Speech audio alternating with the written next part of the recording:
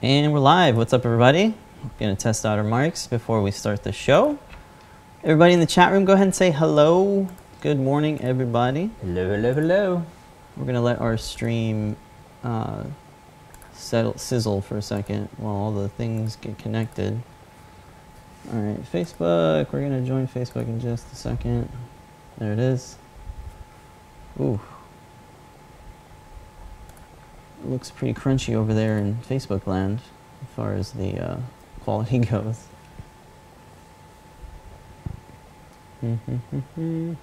Hey, what's up? Person in chat room. Okay. Madable has confirmed that it is indeed cooking. Yay. Yeah, I forgot to do my sudo service start chat command. I'll have to save that for next week. I got this new camera set up. We were playing around with different apps to get rid of the grid and stuff, but we didn't have time. Yeah, I like your blinker shirt. Very nice. Let's make sure all this stuff works here. There's your coupon code. There's that camera. There's this camera. Do we still have webcam? Okay, web works still. This one's broke. I gotta fix that one. I think it's shortcut QA. Yeah, it's shortcut QA. There we go. That looks good.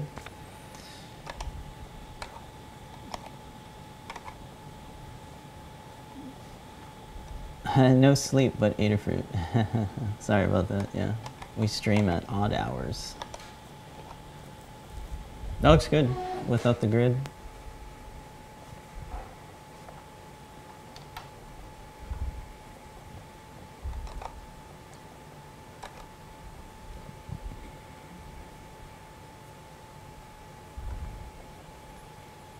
Looks good. Sounds good. Hello, everybody. Can you hear us okay? I believe we're ready to rock. I see. I'm just going to sit here. Coming up on this episode, we're going to be taking a look at Lego Rovers and the Ultimaker S5, as well as the Inventor II. Hey, what's up, guys? Welcome to episode 194, entitled Lego, Cricket, Rovers, and the Ultimaker S5. Yeah. You want me to do the intro? Go. Yeah. Continue. I thought that's what that's the intro, yeah. Hey, what's up, everybody? So welcome back to another 3D Hangouts. My name is Noah Ruiz. I'm a designer here at Adafruit, and joining me every week is Mr. Pedro. What's going on, everybody? I'm Pedro, creative tech here at Adafruit, and every week we come to share 3D printing projects featuring electronics from Adafruit. That's right. This year we combine 3D printing, DIY electronics, and sometimes Lego bricks to make inspirational projects for you folks. Thank you guys so much for joining us today. Let's go ahead and kick off the show with paying some bills. This week's coupon code is BRICKS, so if you want to pick up anything in the Adafruit shop, you can use coupon code BRICKS. It'll get you 10% off your order. That's right. Works on everything except gift certificates or subscriptions. Yeah, because we don't sell software anymore. But yeah, you could use this on big purchases like a printer, get 10% off that. And we also have free delivery shipping for anything over $199 for US Continental only. Check out the website, adafruit.com/free. For all the details on that. We have same-day delivery for the fine folks in New York City. Certain zip codes apply, so if you need to get your stuff right away, check out the same-day delivery option. Our CircuitPython meeting happens every Monday at 2 p.m. If you'd like to be a part of it, you can join our Discord server, which is up there linked, discord.gg/Adafruit.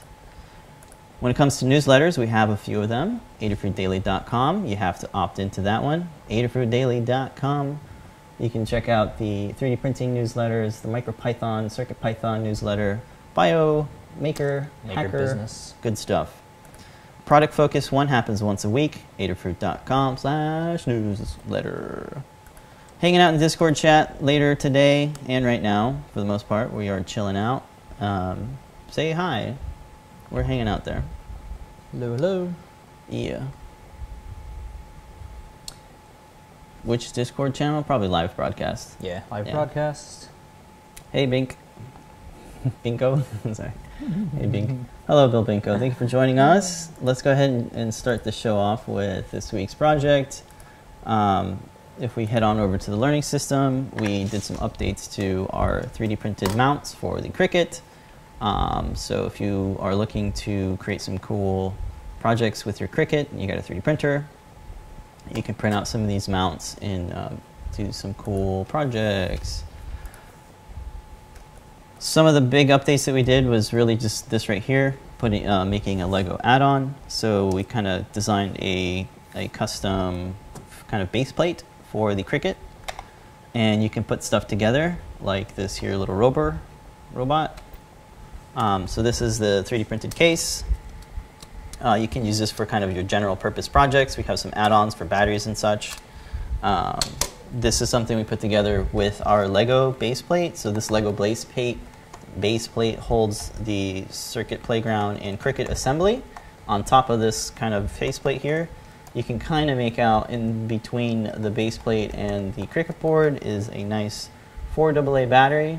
I would recommend using one of the AAA or the 3X AA batteries with alkaline batteries because it's a little bit slimmer. Using this battery here, I could just barely squeeze it in here because so I had to take out the battery door, the battery cover, so you can kind of see it there. So this little base plate allows you to snap Lego bricks onto it, and it has mounting holes for these standoffs, so you can add standoffs. It is sort of a two-piece design, so you got the male studs on the top, and on the bottom are the sort of female tubes that the standard Lego studs connect into. We also have some Lego specific mounts for the TT motors. These are the TT motors that we stock in the store. We also are using our Lego sort of adapter for axles, so that's how this is mounted there. These are sure your standard Lego wheels. They are the 56 by 26 millimeter sized wheels. They're nice and squishy and huge. They work well with these axle fittings. So the motor mount is actually two pieces that are glued together so that you don't need any support material. And I might do a little remix of it so that I can have screws in there, but at this point you really don't need screws. It has a really nice snug fit, so you can see that there's like all these special slots for all the various features of the motor itself. So it fits in there pretty well. I also got a caster wheel here. This caster wheel kind of has a little swivel action so that it can rotate.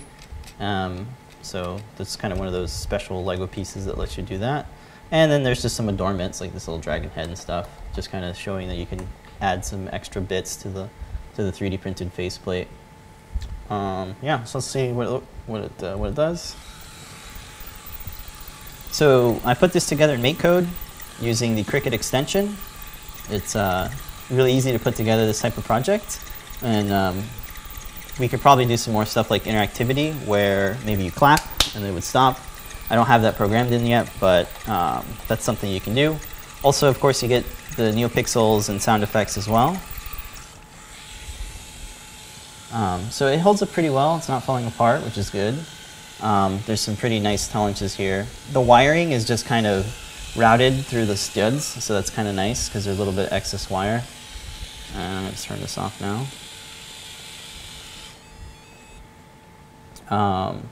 Let's see here. What else? 3D printing holders for the TT motors. Yeah, I talked about it. Well, you can take a look at it in CAD too. Sorry, it was a fun morning putting this together. Yeah. We'll probably do a video on just this, assembling this thing. It's kind of neat. Pretty cool, but some of the other cool mounts that you're showing off in the video are these standard holders. So you can have this mounted onto several different parts, like a tripod adapter, as well as having a battery mount right on the bottom of this. One of the things that really brought this idea is seeing all the cool projects that PT and Lamar have been working on. A lot of them were just using like a pan of vise to hold it in place.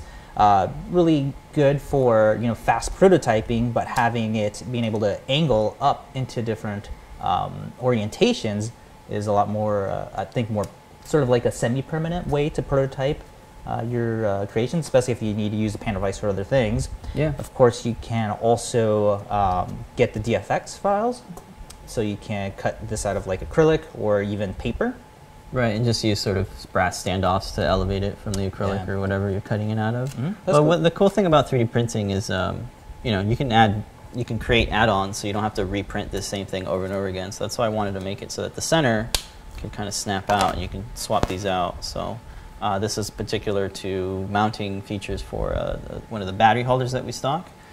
And then you don't need it, but you can reuse this many times. You also have heated inserts in here, so if you look carefully, there are threaded inserts that were heat pressed in there, giving you a really nice secure fit. You're not gonna strip these. Hopefully, you don't strip them because they're made out of brass. But that's sort of a nice general purpose case for that. And for Lego, we really needed to kind of create a whole new setup for it. So using this and then adding a Lego bit to that, you probably could, but I wanted to make a sort of a base plate that was a little bit more of an open frame so you can add this stuff. I kind of lucked out with this battery for real. Like, it doesn't slide out because the studs kind of hold it in place, which is really cool. But again, you want to take off the battery cover so that it actually fits in between there if you want to make this sort of thing. That's pretty cool. So let's take a look at some CAD stuff, and we'll walk through some of the parts in case you guys want to 3D print them or want to modify some of the designs. Let's see, where is that? Over here. We're going to go into tunnel view real quick. So all the design files are on Thingiverse, Pinshape, and Umagine in our GitHub page as well. So you guys can grab those if you want. The Fusion 360 file is also available to download. So this is sort of the Lego assembly bit.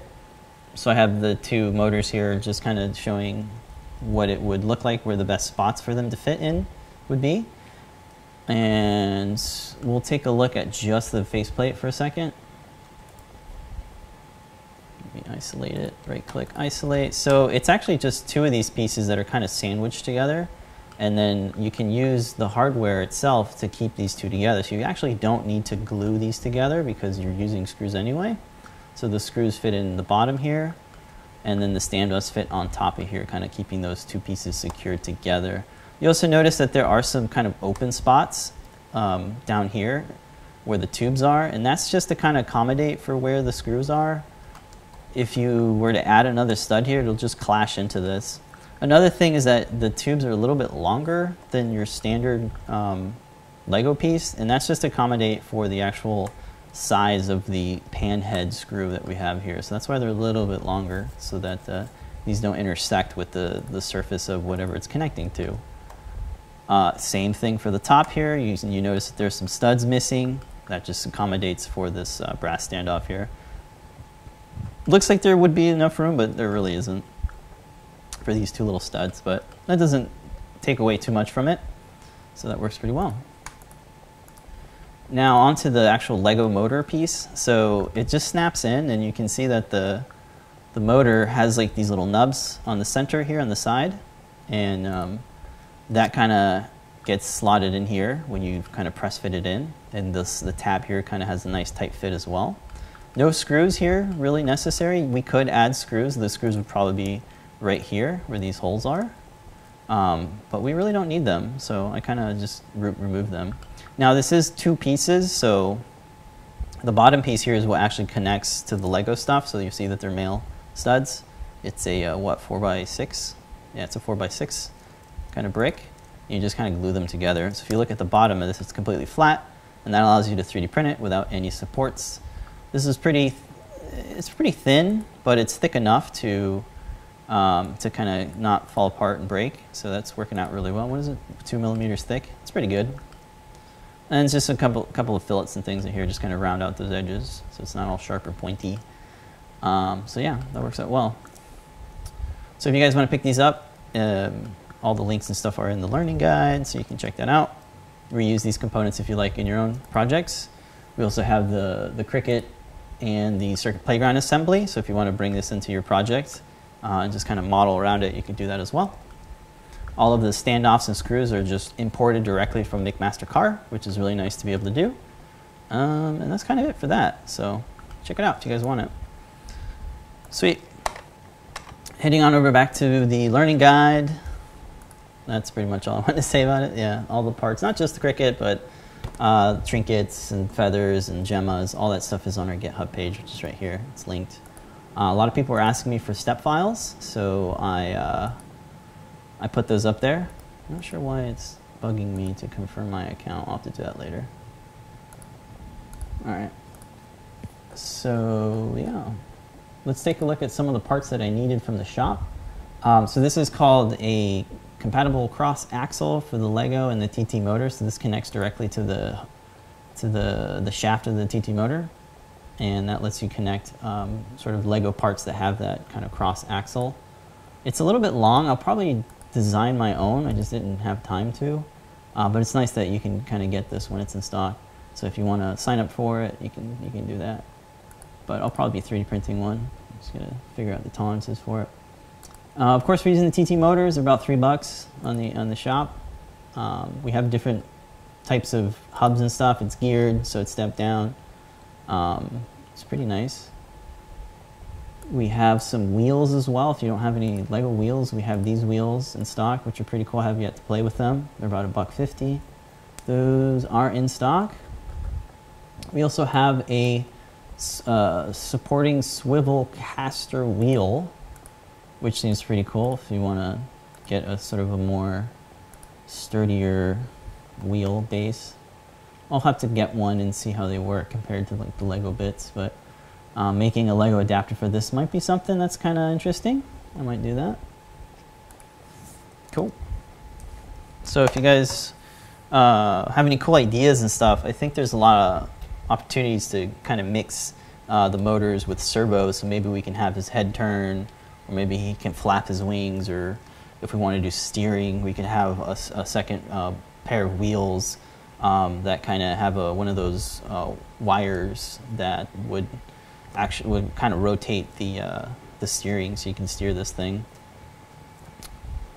Also, if you're using something like the Bluetooth Cricket, you could probably do some Bluetooth Cricket. You could probably use a Feather Bluetooth M0 to kind of control this via Bluetooth. That'd be really fun. So maybe we'll do that. Obviously, there's tons of different connections. You could do Cap Touch. It has a microphone, proximity sensor, lights, sounds. So we can make some kind of animatronic type things. So I don't know. We just kind of came up with this, so the ideas are flowing. So we're trying to get some cool ideas. Yeah. Yep. Good point from Kirby saying that you can actually trim the axle guy here. That's a good point. Yeah, you just cut it down. They kind of, the tolerances are really, really tight, and I'm not sure if I like that so much. Kind of want it a little bit more loose, because it feels like it's kind of grinding away at the Lego bit, but it fits. You just got to really press it hard. Yeah. So maybe that's for the better. And of course, we'll come up with some prints as well, just in case you don't want to go out and grab those or want to completely customize those, whatever colors or anything like that you want to do. Yeah, there's just enough room too for this sort of feature here to kind of fit. So you can add all sorts of little adorning bits with it. I have yet to create the servo thing. That's probably what I'm going to work on next, some sort of servo control or servo mount. I don't know if I showed this shot yet. Oh, looks like it stopped working, the camera. Did it go to sleep or something? Yeah. Oh. So you see it's kind of low to the ground. You could elevate it if you want. I guess you could modify the mount so that it's like it pushes it off a little bit. I think it works pretty well. To kind of catch it and turn it off. So that's our Lego Cricket Rover. Yeah, pretty cool. Super cool. Of course, you can get all the files, all the step files, STLs, and of course the Fusion 360 files if you want to build your own. Cool. How's everybody in the chat room? Any interesting questions that you might have about the Lego bits? Yeah, we definitely need a spot for the Craggle, so you can spray that. Super cool. Cool. People Ben in the Facebook chat is saying that this would be the ultimate cat toy. Yeah, I mean, we could probably add some lasers to it. Add a pan and tilt housing, so you can add a laser on it as well. Yeah, that'd be really cool. I just like that it's Lego because, you know, there's so many parts that Lego already has in sort of the Lego system. And I kind of lucked out because we have so many Lego kits and haven't really built anything with the Mindstorm or the NXT stuff. So being able to kind of just throw together some of these stuff really quick is kind of nice. I just needed to have that main faceplate figured out, which works really well. And Bill Bingo wanted to see some of the parts. Is it okay to take some of these off? Yeah, you want to take it apart? Let's take it apart. Just like one of them. Yeah, sure. To show pop it off. how this is. It's really tight tolerance there. Oh, actually, here you do it. I don't want to break anything. That's the whole point. You're supposed to break it. So this comes off. There's your 4x6 stud. Again, it's two pieces that are just glued together. There's nothing that that's securing the motor other than a press fit. This is what it looks like. Again, there's all these little kind of cutouts and things for all the various features on the motor. These two slots here, and then this slot there, and then there's another kind of thing there. One thing that I might want to do is actually mirror this, like mirror it so that it's flipped the other way, because I don't know, the OCD in me is kind of like, hey, that's not mirrored, it's not symmetrical. And another thing is the wire kind of hangs out this way, so you kind of want to do that there. That's a good point, yeah. But there's different spots you can. Let me just take his head off. That's fine. His little horn came off. You can kind of adjust this in position this in different spots, whatever makes sense. To me, you could have it maybe out more, but I kind of like it in the end, in here a little bit more. Again, these tubes are a little bit longer to accommodate for those panhead screws. So it looks like I'm off a little bit. There you go. So that works. So yeah, that's the motor part of it. Yeah, I like the open frame of it, so you can kind of see everything in there. These standoffs, I think I measured them at 22 millimeters, which are pretty long. The ones that come with the Cricut, obviously you're going to use them on the Cricut Circuit Playground. These are, I believe, 12 millimeters. So if you don't have any 22 millimeter, I would go pick some up, or just get an assortment of them. They're all M3 screws, by the way. All the stuff here is M3. My Lego bricks are falling apart. These, what do you call them? These one studs are easy to kind of pop off. Yeah, the tolerances actually wear down on the one stud ones a lot more quicker. Yeah, they do. Maybe we do need some craggle. But yeah, that's just little adornment pieces here. There's his little head. Kind of looks like he has a tongue there. His googly eyes. Yeah, pretty fun. I think we should probably do something a little bit more programmatic. Maybe if we can kind of have them step. If we do kind of 50% and then 100% on the motors, and just kind of alternate between them, and maybe stop, reverse, and then kind of program some more kind of step sequences or something. That'd be kind of fun. Loving the Lego palette colors that you chose on that. Yeah, I thought they were cool. I probably should do more green, but yeah, just kind of different colors and stuff. Yeah. And Bill's saying that you should totally add some some lights underneath, so you can have some ground effects. Yeah, that'd be cool. I wonder. Spinners for wheels, says Andy. Yeah. There's probably some opportunity to kind of come back in here and fill this area in with more studs, more tubes, so that I can kind of add more bits to it. Because right now it's just kind of open here, and that kind of speeds up the print a little bit, maybe 10 minutes or so, because it's not printing all that. But I think it's worth, or maybe just snap another plate on the inside of this. That'd be kind of neat. Yeah. Do we have one of those? Yeah.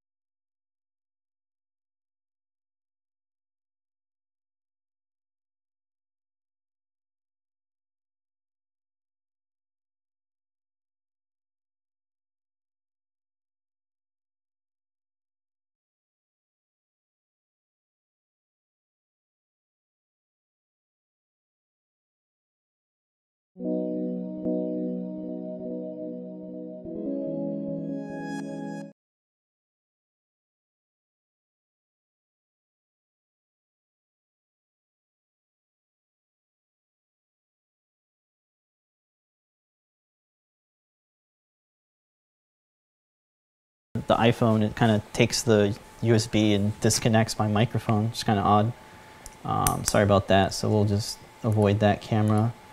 Yeah, I might be overloading the USB hub. All right. So you guys can hear us okay? Yeah, you're good. All right, cool. Sorry about that. I was going to talk about this, this piece here, kind of a swivel piece. So this is actually a static piece here, right? This piece here. This is normally what you would see in those airplane kits or the space shuttle kit. It's just two little wheels here. It's already assembled, 2x2 studs there. And then this piece is like what makes it work here. So there's this tiny little nub here that allows it to rotate like that. Do you have any idea what the proper name of this is called, the turntable? I don't know, we put this together last night, so I didn't have time to research what it is. I don't know what it is, but we'll probably put together a parts list for you. I'm sorry about the focusing, folks. I just can't get it to focus. But that's basically all it is, and then you can snap these guys together. Right? You got some nice tight tolerances there. Wait, it goes on the bottom. Yeah. My bad. So this connects on the bottom like that. And then this allows you to connect to the bottom of another stud, which would be right here. You could position this in different spots, but I figured back here was the closest to the center. So that works well. And of course, making sure that you have enough bricks to elevate so it's not kind of slouching down. Yeah. I need to grease those, the wheel, the caster wheel. It's a little squeaky, but it kind of adds character to them. Yeah. It's almost centered. It's almost perfectly centered. It's off a little bit, but. Also, if you're using the battery pack that uses just the 3 AA's, you definitely want to use the alkaline, because I tried that with these rechargeable batteries. It's just not enough voltage, because it's like 1.3 volts per. You need 1.5 volts per battery. So, yeah, do some more testing with that. Well, actually, we'll take a look at it next week, since this will be next week's project. Cool. Yeah. Don't forget, bricks, if you want to get 10% off, is this week's coupon code. And take advantage of that. We should have some Crickets in stock, I believe. And if not, our friends at DigiKey totally has the Cricut in stock. Yep.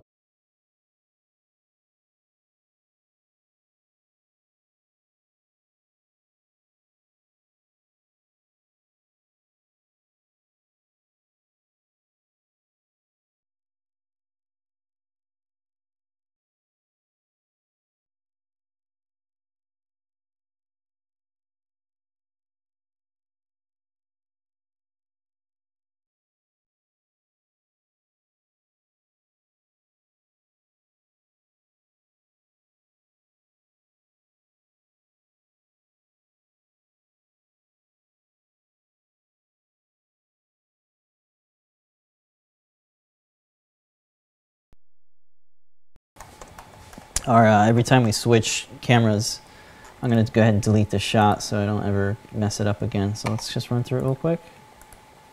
Okay, I think we're good. Sorry about that, folks. We're going to jump into shop talk, and we're going to look at some printers that we're taking a look at, some new printers. Yeah, so last week we took a look at a quick unboxing of the Ultimaker S5. Let's take a look at how it actually performed and some rudimentary tests. Okay. So starting off, there was a wire that was not shipped or not packaged correctly. Luckily, it was just the ground sheathing, so the extruder part of that just snapped back on. You just had to reseat the cable for that. They updated the calibration sheet for that, which is quite welcome. You can see through it. The touchscreen is really nice. Of course, it's compatible with all of the print cores. And one of the new materials that it shipped with was the tough PLA. This is one of my favorite new features of this is the latch mechanism for the extruder. Instead of having to use like a screwdriver to tweak the pressure on it, it just uses a latch that can auto tighten that for you. You can definitely hear some differences in the way that the gantry is set up. They've completely beefed it up, which is definitely needed for such a huge build area.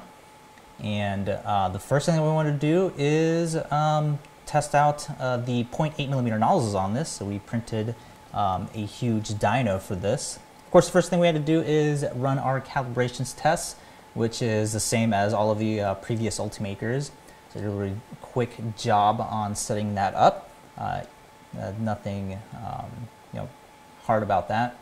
And the full color touchscreen is really welcome. They had to do some UI design changes for that, but nothing that's too terrible in terms of finding where all of the existing menu settings for the setup is. It's pretty intuitive. It's nice. Yeah, they did a really good job in terms of beefing up just how the bed plate is for that. The only funky thing is that we did have to print an external spool holder for that, because when you have two spools or two reels on the spool holder, one of them can get caught up in the second one. So you just want to make sure that you have. Yeah, Ultimaker spools are a little bit thinner. I want to say they're about half the The other thing is the filament detection worked really well for this print.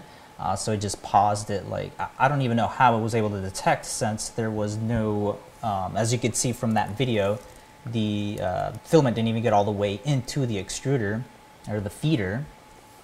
And I can't see what's going on. Can't narrate. There we go. So it did a really good job of starting back up once the filament ran out. And the print time for this was actually not too bad. It was about 14 hours to print a pretty big dual extruded, forgot the name of this guy, just call him the Headbuttasaurus. So we go over to the overhead to take a look at some of the detail of this guy. Again, 14 hours, dual extrusion, no purge tower on this, so the only waste that you have was just some of the little bits that you saw me cutting away there. This was printed at a 0.3mm layer height at about 40mm a second. Since printing with a bigger nozzle, it is recommended that you print a little bit slower. I just used the default settings for that. It's about a 5% infill on that, so it's not too heavy, and the only droopage, as you can see, is because of the such large layer height that I'm using. Here you do have a little bit of deformation. It's on the bottom, but not a big deal since it is an overhang, and I didn't want to use any support material on this. But it did a really fantastic job. There wasn't any like crazy noticeable Z wobble in terms of the height for this, and it did really pretty good details for using a 0.8mm nozzle. Yeah. Let's take a look at kind of on your shoulder. It's just a big guy, really big. Yeah. So I didn't actually scale this the biggest that it could have on the bed plate. So it's only, I think you could have gone up like a couple more millimeters bigger for this. Sweet. But for this test, it did a really good job on that. So I was going to ask you, how long did this take to print? And it's about 14 hours. Okay. I wanted to lead me to sort of the web UI and just kind of show you they've actually done some really nice work there. Quite a bit of work. The Kirby's mentioning that the bed adhesion looks pretty good. So it has a 16-point probe before it starts, or I think it's periodically when it re-levels itself.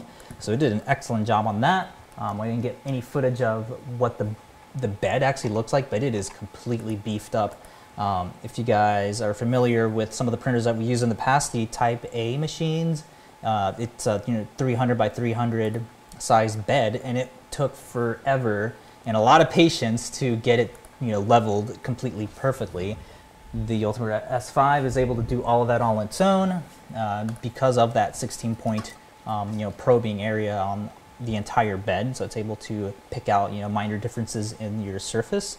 During launch, they did mention that there was going to be an aluminum plate for like ABS and like CPE. Yeah. Ours did not ship with that one, but the glass that it comes with did a very good job of adhering. I actually had a brim on this, which I didn't even need to have on there. So, a really good job on that. Kirby's also asking, is it much quieter? Yes, there's a noticeable difference in the decibels. It is definitely a lot more quieter.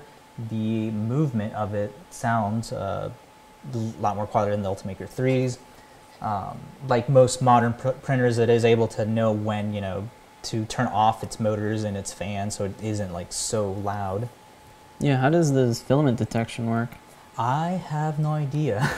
What I'm guessing is that it was able to sense that it wasn't pulling on anything, because if you can see from the video, there was like, you know, a nice chunk of filament that was left before it even went into the feeder. So it was able to know that there wasn't any filament on there. Right. It held the heat too, but I want to say for a good 4 to 6 hours, a while while we were sleeping. Yeah, we knew the filament was going to run out, but we didn't have another spool of it. So if you look, there's actually 2 different blue colors. Yeah, and that really just kind of works well with the sort of design. Yeah, it's just kind of like his crown there. And his, almost looks like a D20 if you look at it from the top. That's pretty cool. Like a peg on his head. Yeah, very cool. And then just in comparison to, here's like what the default size of this little guy is. Yep. And if this was designed by Joe, the 3D printing professor, on YouTube and Twitter and Instagram, or probably just Twitter. So Pedro took the design and kind of took it apart, split it up for dual extrusion. So shout out to Joe for a really nice model. You can back his Kickstarter and get access to these files as well. We'll have a link in the description if you guys want to check that out. Very, very cool. He's doing a whole bunch of cool low polygon dinos is the theme.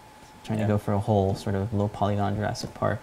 It's cool to see the 2. This is like sort of 100% scale, and this is, I don't even know what scale this is, 500 or something like that. Something big. So yeah, they did a really good job on this. Definitely holding on to this one for big projects.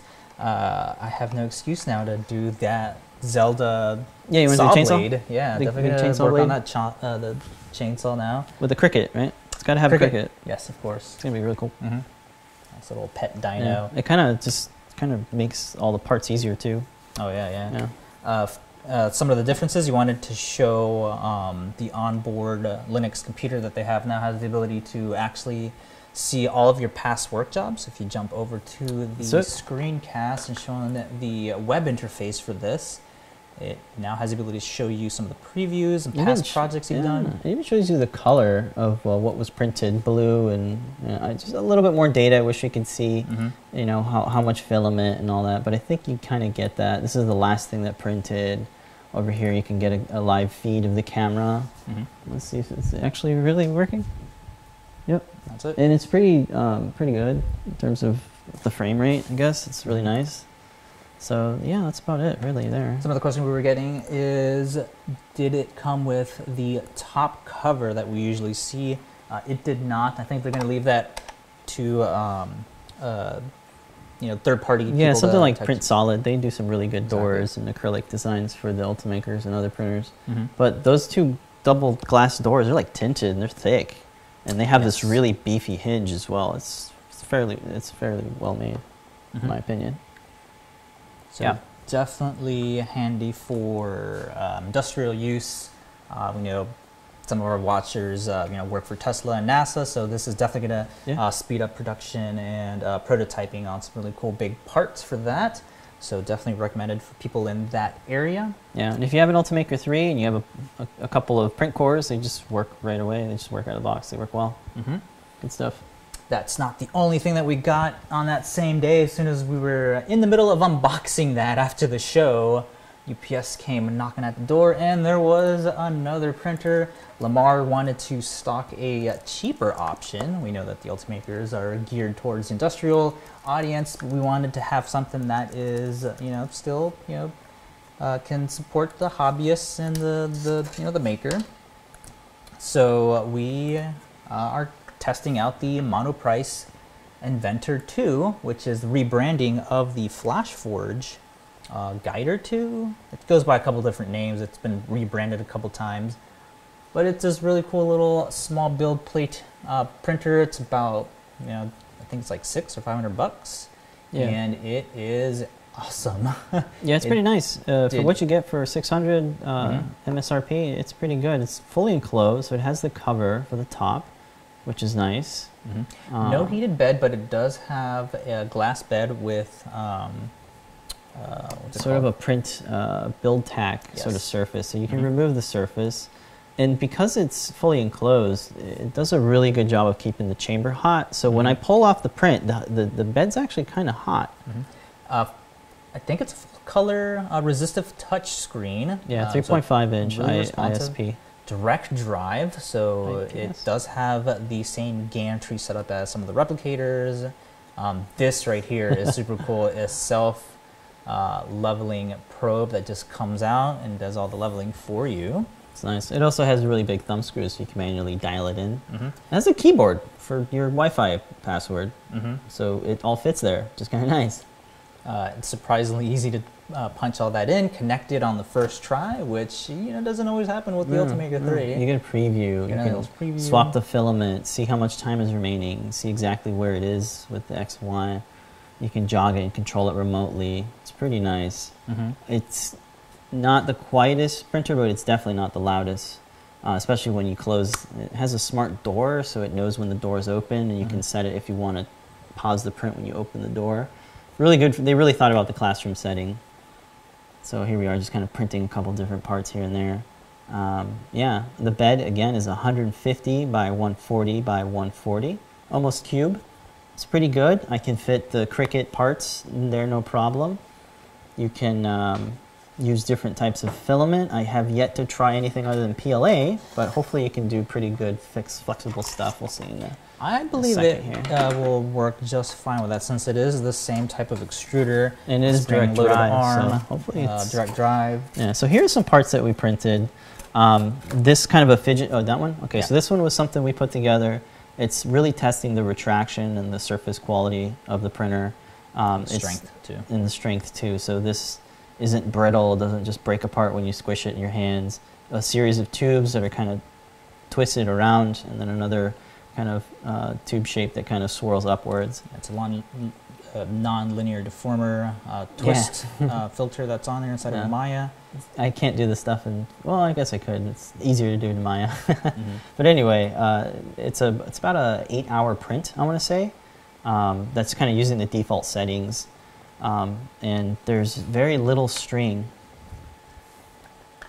Really? That was literally string, very little stringing on this. Really good with the overhang as well as being able to not completely take over the entire build area, but it gives you a good indication of how big you can print things. One of the other things that we were testing as well was how close we can get some of prints that that have interlocking parts.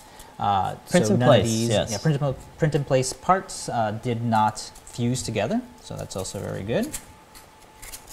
No, noticeable weird Z wobbling on any of the axes. And I believe we had another one here somewhere. The dyno. We saw on the dyno, and of course the tolerances on existing parts where they screw into each other. They did a good job on that as well. As well as being able to print some of the snap fit parts for this week's project. Yep, we got some indentations here, nubs over here. They mate together. You get a nice click here. I'm getting at the snap. Very nice. Very nice and secure. As well as the threading that we are using for the 3/4 quarter 20. That's right. So there's a nice thread in there. It's a 3/8. Yep, it's a quarter 20, as you said. And you can put some heated inserts in here. Very, very sturdy part. I like the surface quality here a lot. Yeah, and you get this really nice matte finish on the bottom of the bed as well. So you don't get that glossy thing, the glossy bottom that you get from using a heated glass. So no warping.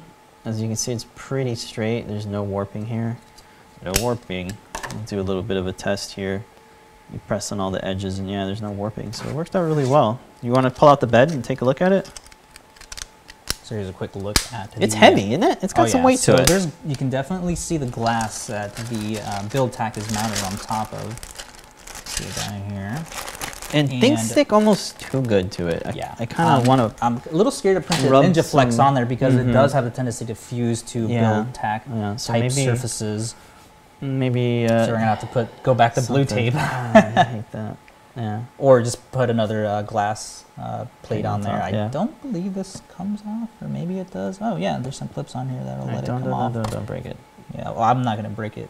on the live screen. Not today. I'm breaking Maybe next week. later. Yeah, it says on there too. It had a warning. It says hot plate. So, and it really is kind of toasty when you take it off the bed. Does a pretty It's good not job a heated of, bed, just because maybe the glass has some Mhm. maybe convection or something happens in there. It's like an oven.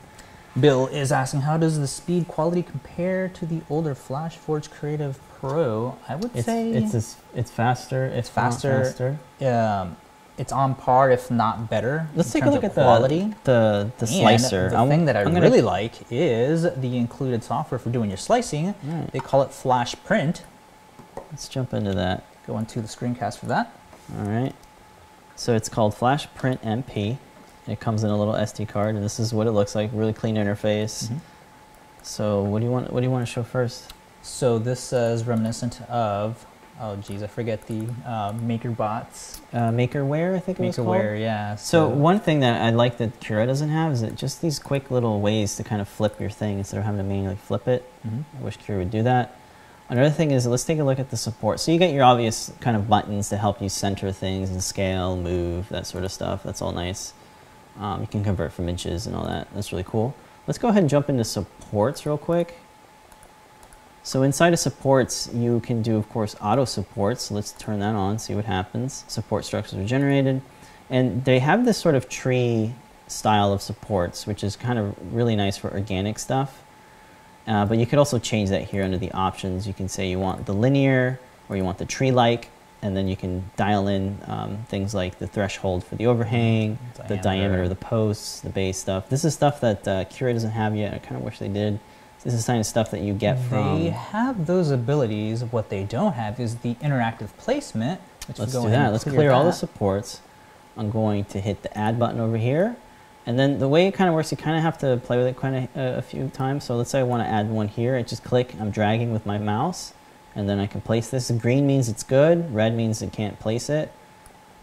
And you can see kind of automatically fills in the bottom a little bit thicker. So maybe I want it there. So it's really cool if you just want like very specific spots for supports. And again, you have full control over the diameter of these posts. And if you don't want to do this manually, you can also just do auto supports, which is what I did first. The auto supports, and then just delete the ones that you don't want. Can you do that? Yeah, you can. Mm-hmm. Delete, and then just kind of pick the ones you don't want. Oh, that's a nice UI treatment here. It just highlights it blue for you. You can dial those in for you. That's really nice. Cool. Well, I don't need supports for this part. I just wanted to show you guys that, but it's pretty intuitive.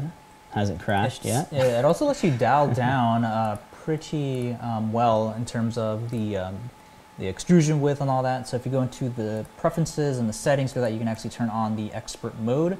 That'll give you access to all of that. And then we can take a look at all of the settings. When you click on print, it'll pop up the dialog that's look pretty close to Simplify 3D. Sorry, I'm just trying to put it on the platform. There we go. All right, so that is going to be under File Preferences. Make sure you turn it on to Expert mode here, print window type. All right, we're set up. Let's hit the print button. So this looks very similar to Simplify 3D. Print speed's over here. Travel speed, all the good stuff here. Retraction set to 1.3. That's sort of all default. The default layer height they chose is 1.8, which is okay. I normally do 2, but that works well. Here's your extruder temperature. By default, it's 220. Normally it's a little bit lower. I love using 220. I'm a 220 type of guy. Yep. Shell counts, everything you expect. Starting points, speed for the exterior. I don't know what that is. Infills all here, your shells, what type of infill pattern. You don't have too many options. Oh, you have triangles. Okay, that works well. Combing and all that stuff is here as well. Supports is on by default, so you can turn that off. The speed for the tree, you can slow that down as well. Rafts, of course, you can add if you want. What else do we have here? Additions. Pre-extrusion, yes. I guess just like a prime. You can do a wall if you want, I guess. Brims as well. Part cooling is right there. What is this, motor voltage? Yeah, you can adjust that. I don't know what you want I to. never touch any of that, but you have access to it if you need. All right, that's okay. You got to save it out. It does save out, but then it lets you wirelessly print right to it. Once you so it is connected here. You do have a preview mode of what your toolpath is going to be. Yeah, sort of your layer your layers, 147 layers. Up here it says estimated time on 53 minutes, 2.6 meters. And you can see kind of what the infills look like there. Got a little bit of hexagon there. I'm actually going to go back and pump up the top and bottom layers. So right here, I normally go with like 5 or 6. I'll go with 6. Hit OK. Save it out again. It just needs to save it in order to push it out to the printer. So once I hit print up here, it'll just send it to the printer. There it goes down there. It says it was sending it. I've heard, you told me somebody said that it will, if you plug in a USB webcam, it'll just work. Is that true? Yes, it should work. How would you see it though? In the software? In the software, yeah. So Really? you do have the ability to have your webcam. There are ports on the side, USB, as well as a drive port. I just hit pause. Whoops. No. Bill is also mentioning that yes, the Flash print does have the ability to let you split up the models, and you can also print from the SD card. We actually did have to do that. One of the things when working and when we're both have access to all of the printers, we both had Flash print open at the same time, and it's not able to figure out which one it's connected to, so you can't have 2 different computers using Flash print at the same time. It's just a note for that. Maybe there's a firmware upgrade. We haven't done any firmware upgrades or anything. Yeah, I don't think there are any.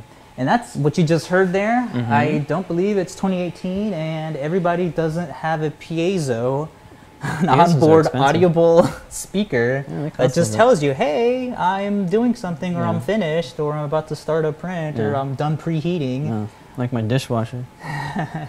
So definitely welcome to have audible feedback on a printer. Definitely wish everybody would do that. Yeah, it's cool. Yeah. One of the things I'll say, some things we don't like about it, obviously it's kind of big. The build volume to build to print area. Yeah. It's just really big, but I guess maybe that's it's because of the gantry. It's direct drive, so all the motors and stuff need places for it. What's another thing? Oh, the spool. The spool, it has one of those spool chambers where you have to slot it in. Yeah. It is an open system though, however, it is open. We just need to kind of maybe string one of these shower curtain rods and then have the spools and then feed it from the top. Over there. That might be the way to go. Yeah. So it's open. It's nice. So it's printing right now. I don't know if you can hear it. Yep. You should be able to hear just the cooling fans going off, but it is pretty silent. I really do like their UI here. They tell you what you're printing. You can see what you're printing. They have a little preview thumbnail of what you're printing. Gives you an idea of what the extruder is. Tells you what the time is. You have the option to pause or abort it.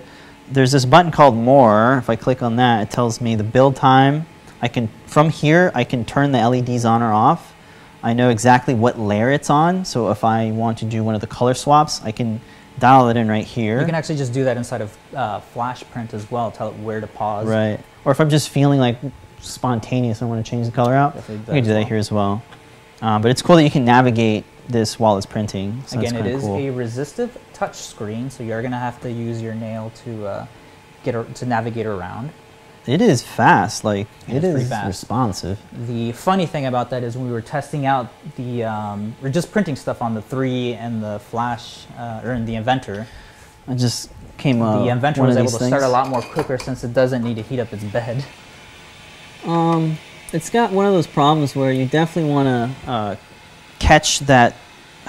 Maybe there's some way to fix that, but it does ooze a little bit in the first, so I already have a little bit of a goober there that I should have caught before it started printing. Normally Ultimakers do a really good job of like kind of getting that prime blob out of the way. It just kind of keeps oozing there, but not too much of a problem. Yeah.